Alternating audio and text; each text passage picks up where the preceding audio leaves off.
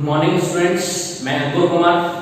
आज आपको एक फिजिक्स का टॉपिक है हमारा विद्युत धारा, इसके बारे में बताऊंगा। क्योंकि 10th क्लास में हम देखते हैं कि फिजिक्स के 3 चैप्टर चलते हैं, तो कार्य ऊर्जा वाला एक चलता है, विद्युत धारा, और एक प्रकाश और प्रकाशीय उपकरण। ये 3 चैप्टर हैं, वो फिजिक्स के चैप्टर हैं।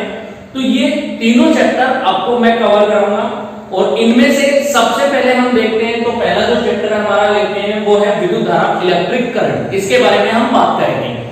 तो सबसे पहले देखो, विद्युत धारा पढ़ने से पहले हमें ये पता होना चाहिए कि विद्युत होती क्या है। विद्युत क्या होती है? देखो, विद्युत होती है, विद्युत को इंग्लिश में बोलते हैं करंट, CURRENT, करंट, विद्युत धारा। ठीक है, विद्युत धारा करंट होती है। और विद्युत की अगर हम अंग्रेजी के हिसाब से देखें, विद्युत को बोलते हैं इलेक्ट्रिसिटी। क्या बोलते हैं विद्युत को?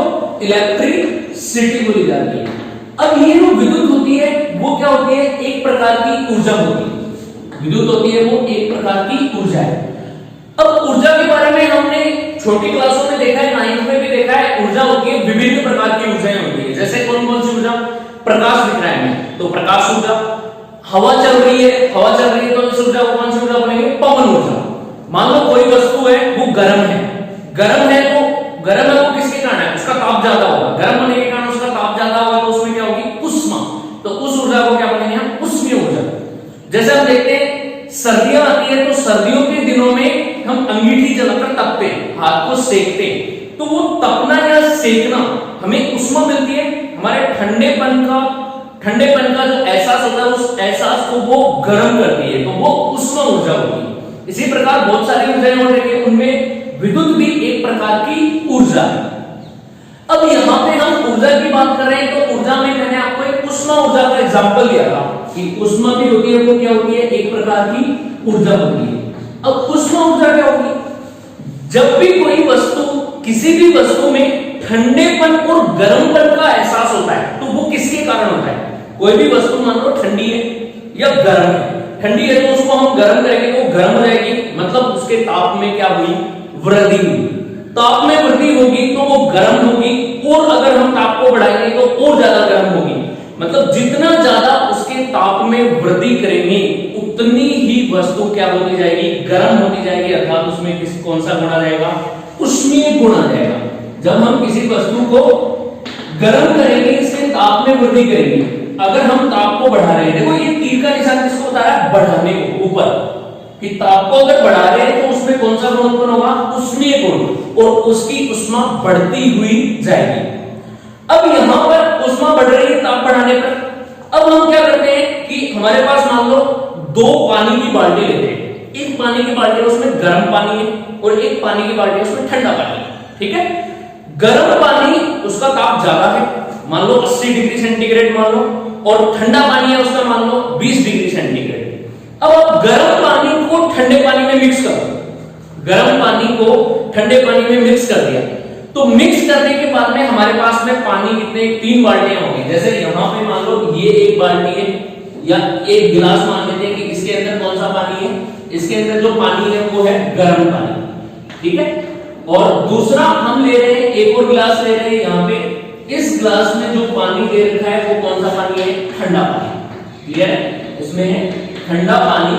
इसका ताप ठंडे पानी का हम रखते हैं 20 डिग्री सेंटीग्रेड, और गर्म पानी का ताप रखते हैं 80 डिग्री सेंटीग्रेड। इन दोनों गिलासों के पानी को हम एक तीसरे ग्लास में, यहां पर एक हमारा कंटेनर है, इस कंटेनर में लेते हैं। इसमें से पानी इसमें डालते हैं आधा, और आधा पानी इसमें से इसमें डालते हैं, मतलब दोनों बराबर डालते हैं, आधा पानी।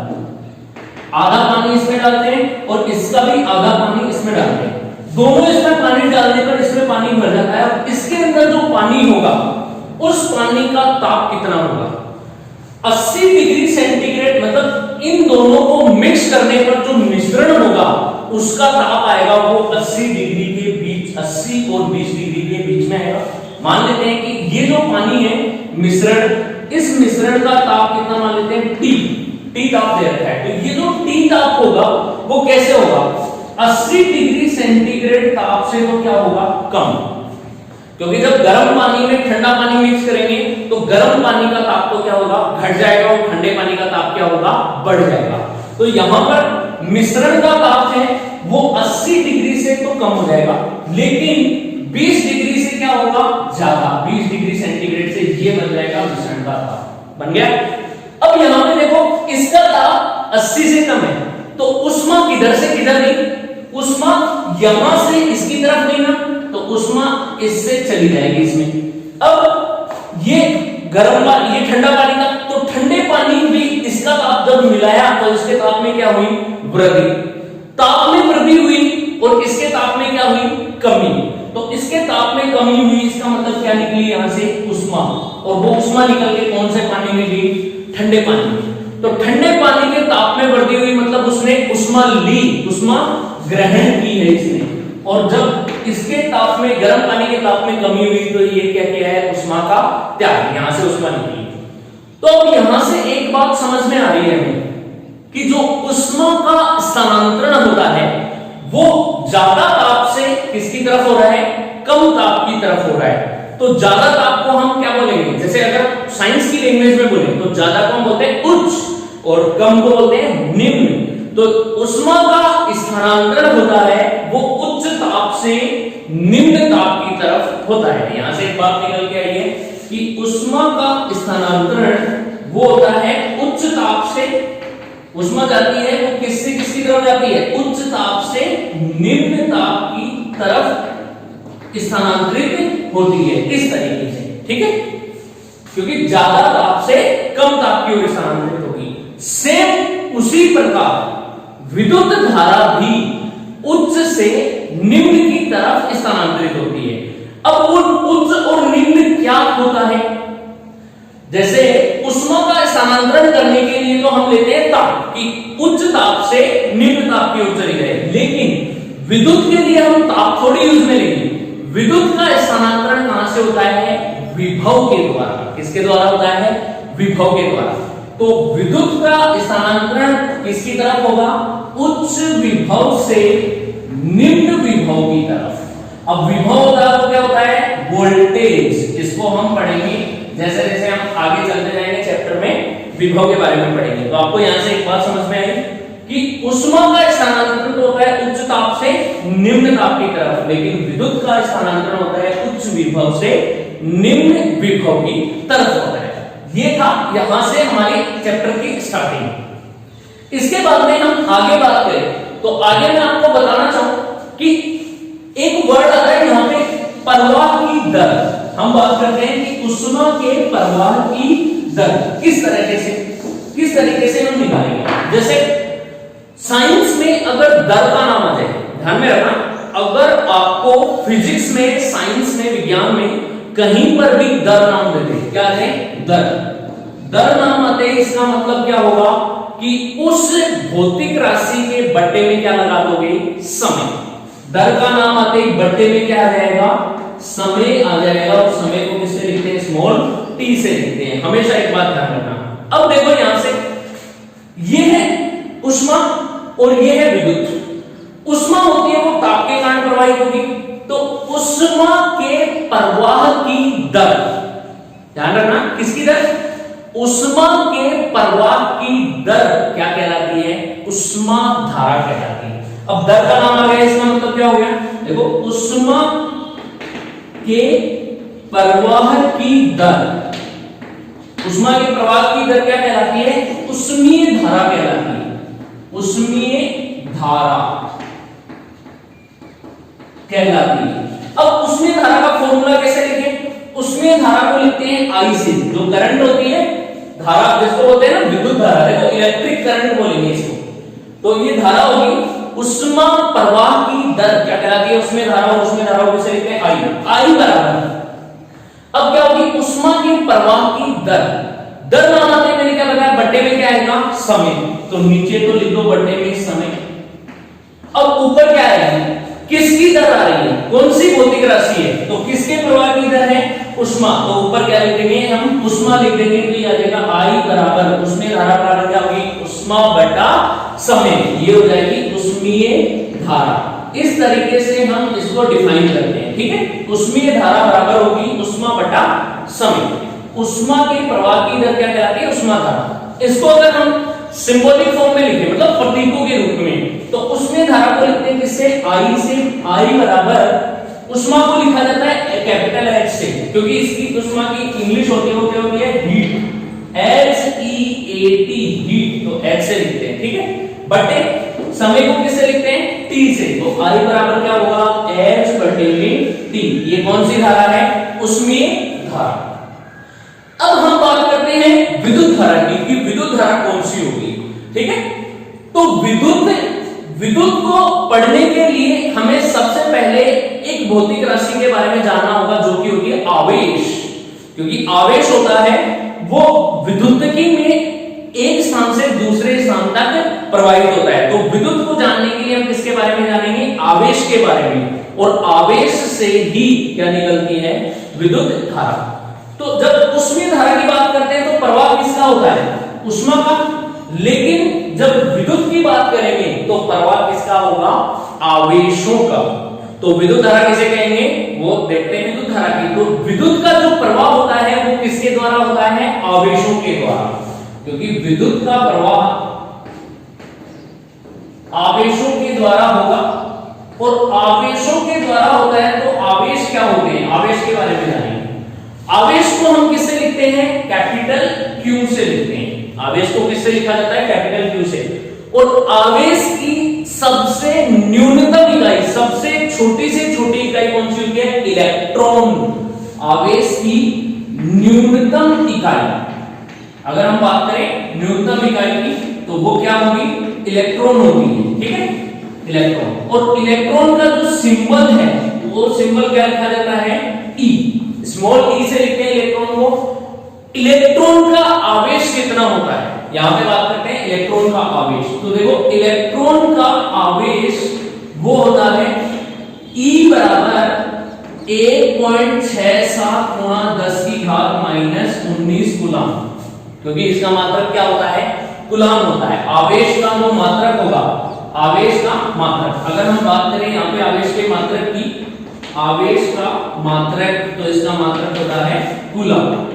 इस तरीके से लिखते हैं। और कूलाम का सिंबल क्या होता है? C से लिखा जाता है। क्लियर है? तो विद्युत का प्रवाह है वो किसके द्वारा होता है? आवेशों के द्वारा। और आवेश की जो न्यूनतम इकाई होती है, सबसे छोटी इकाई होती है इलेक्ट्रॉन। और इलेक्ट्रॉन का आवेश होता है कितना होता है? 1.67 गुणा 10 की घात -19 कूलाम। क्लियर है? अब इसको देखो 1.67 में लिखकर 1.6 लिखोगे तो भी सही है। अगर आप इसको ऐसे लिखोगे ना 1.6 गुणा 10 की घात -19 कूलाम, तो ये भी एकदम से सही है, ये भी गलत नहीं होगा आपका, ठीक है। अब हम बात करते हैं आवेश के मात्रक की। आवेश का मात्रक क्या बताया गया है? कूलम। तो विद्युत का प्रवाह आवेशों के द्वारा होगा। तो अब देखो यहां पे मैं आपको थोड़ा सा बताना चाहूंगा, पीछे लेके जाऊंगा।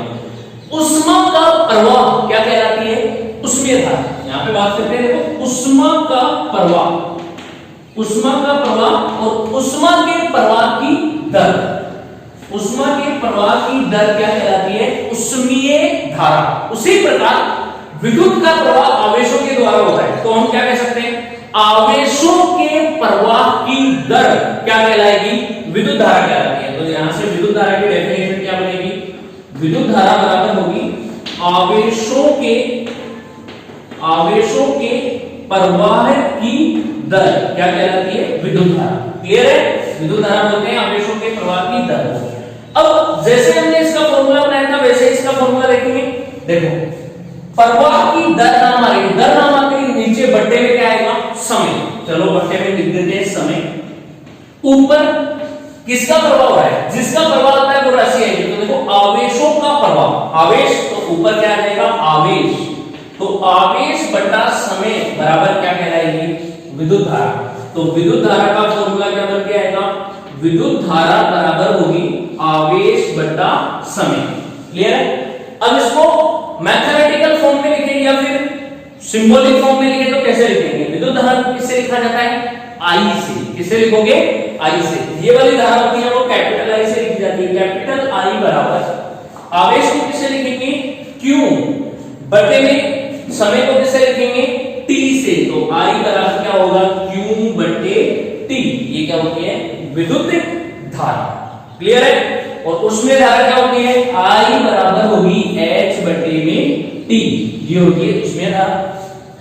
अब हम बात करते हैं इनके मात्रकों की। मात्रक कैसे लिखते हैं? तो देखो विद्युत धारा का मात्रक बनाते हैं। सबसे पहले हम बात करते हैं यहाँ पे I का मात्रक कैसे लिखा जाएगा। तो देखो जो ऊपर राशि है उसका मात्रक लिखते हैं। ऊपर है आवेश, आवेश का मात्रक क्या होता है? अभी बताया मैंने, कूलाम। तो यहाँ पे इसका मात्रक लिखेंगे तो क्या लिख दूं मैं? कूलाम बटे में समय, समय का मात्रक क्या होता है? सेकंड। ध्यान में रखना, समय का मात्रक अगर आपको पता करना है तो समय की न्यूनतम इकाई सेकंड में दर्शाया जाता है और समय का मात्रक क्या होता है? सेकंड होता है। तो यहाँ पे क्या लिखेंगे? कूलाम बटे में सेकंड। तो कूलाम बटे सेकंड किसका मात्रक होता है? विद्युत धारा का मात्रक होता है। और कूलाम बटे सेकंड का एक दूसरा नाम भी दिया गया है जिसको क्या बोलते हैं? एम्पियर। और एम्पियर भी किसका मात्रक होता है? विद्युत धारा का ही मात्रक होता है। अब आपको डायरेक्ट पूछ ले कि कूलाम बटे सेकंड किसका मात्रक है, तो आप आंसर दे सकते हो विद्युत धारा का मात्रक होगा। और आपको ये पूछ ले कि एम्पियर किसका मात्रक है, तो एम्पियर भी किसका मात्रक होगा? विद्युत धारा का मात्रक होगा। क्लियर है? अब उष्मीय धारा के बारे में बताता हूं। उष्मीय धारा का मात्रक क्या होगा? तो ये कौन सी धारा है? उष्मीय धारा है ना, उष्मीय धारा। तो इस उष्मीय धारा का मात्रक निकालने के लिए देखो ऊपर जो राशि है उसका मात्रक बताओ। ऊपर है उष्मा, उष्मा का मात्रक क्या होता है? जूल, क्योंकि उष्मा एक प्रकार की क्या है? ऊर्जा। उष्मा का मात्रक होता है जूल, या फिर आप कैलोरी कुछ भी लिख दो तो जूल भी लिख सकते हैं। तो इसका मात्रक होगा जूल बटे में, इसका मात्रक क्या होता है? समय का सेकंड। तो क्या मात्रक होगा उष्मीय ऊर्जा का? जूल बटे सेकंड। ये मात्रक आएगा उष्मीय ऊर्जा का। I बराबर के H अपॉन, किसके बराबर होगा उष्मीय ऊर्जा? जो उष्मीय ऊर्जा होती है जूल बटे सेकंड, किसके बराबर होती है? ये होती है शक्ति के बराबर। कार्य करने की दर क्या कहलाती है? शक्ति। तो ऊपर आता है कार्य और नीचे आता है समय। कार्य का मात्रक क्या होता है? जूल। देखो शक्ति क्या होती है? कार्य करने की दर। तो ऊपर तो क्या आता है? कार्य, और नीचे क्या आता है? बटे में समय। तो कार्य बटा समय क्या कहलाती है? शक्ति। ये 9th क्लास में पढ़ी है। तो शक्ति इस तरीके से निकालेंगे, कार्य को कैसे लिखते हैं? W बटे समय को T से। अब मात्रक देखते हैं, तो कार्य का मात्रक क्या होता है? कार्य का मात्रक होता है जूल बटे समय का मात्रक क्या होता है? समय का मात्रक होता है सेकंड। तो जूल बटा सेकंड, ये देखो उसमें ऊर्जा कितना आ रहा है क्या? और जूल बटा सेकंड को क्या बोला जाता है? वाट, क्योंकि शक्ति का मात्रक होता है वाट। तो ये इसी की तरह, ठीक है। ये तो हो गई उष्मीय ऊर्जा और ये हो गई विद्युत धारा, ठीक है। उष्मीय धारा और विद्युत धारा। तो विद्युत धारा क्या होती है? आवेशों के प्रवाह की दर। अब ये आवेशों का प्रवाह किसमें होता है? किसी चालक तार में। मान लो मेरे पास एक तार है, अब इस तार में हमें आवेशों को भेजना है। तो आवेश यहाँ पे, यहां से लेके वो दूसरे सिरे तक जाएगा, तो क्या करेगा? प्रवाह करेगा। कितने समय में जा रहा है, उस समय के सापेक्ष किसी चालक तार में आवेशों का प्रवाह क्या कहलाता है? विद्युत धारा। तो इसकी डेफिनेशन क्या बनाएंगे हम कि किसी चालक तार में आवेशों के प्रवाह की दर क्या कहलाती है? विद्युत धारा कहलाती है। अब इसकी मैं दूसरी डेफिनेशन भी बताता हूं आपको किस तरीके से होगी, तो उस पर हम बात करते हैं अभी दूसरी। अब देखना दूसरी डेफिनेशन, यहां पे क्या दिया गया है? I बराबर Q बटे T। तो यहां से देखो I बराबर Q बटे T, ये किसकी डेफिनेशन है? विद्युत धारा की। अब इसमें मान लो T का मान 1 सेकंड ले लो। यदि समय कितना हो? 1 सेकंड। यदि समय T बराबर 1 सेकंड हो तो, 1 सेकंड हो तो T का मान 1 सेकंड लेंगे तो I बराबर क्या होगा? Q बटे T की जगह कितना रखेंगे? 1 का भाग दोगे तो I किसके बराबर आएगा? Q के बराबर। अब यहां से डेफिनेशन क्या बनेगी कि किसी विद्युत परिपथ में किसी बिंदु से समय का मान कितना लिया? 1 सेकंड, और 1 लेते हैं उसको हम क्या बोलते हैं? इकाई। तो इसको कौन सा समय बोलेंगे हम? इकाई समय। यदि किसी विद्युत परिपथ में किसी बिंदु से इकाई समय में, अगर समय का मान 1 लेंगे तो इकाई समय में गुजरने वाले आवेशों की मात्रा ही किसके बराबर होती है? विद्युत धारा के बराबर होती है। तो यहां से समझ में आया कि यदि t का मान 1 सेकंड ले लोगे तो 1 का भाग लेने पर q का मान ही किसके बराबर आ रहा है? विद्युत धारा के बराबर। मतलब आवेशों की मात्रा ही किसके बराबर आ रही है? विद्युत धारा। कब? जब समय क्या हो? इकाई। तो किसी विद्युत परिपथ में किसी बिंदु से इकाई समय में गुजरने वाले आवेशों की मात्रा ही क्या कहलाती है? विद्युत धारा कहलाती है। तो यहां से डेफिनेशन क्या लिखेंगे? किसी विद्युत परिपथ में किसी बिंदु से इकाई समय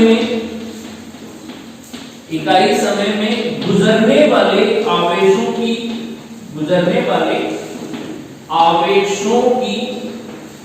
मात्रा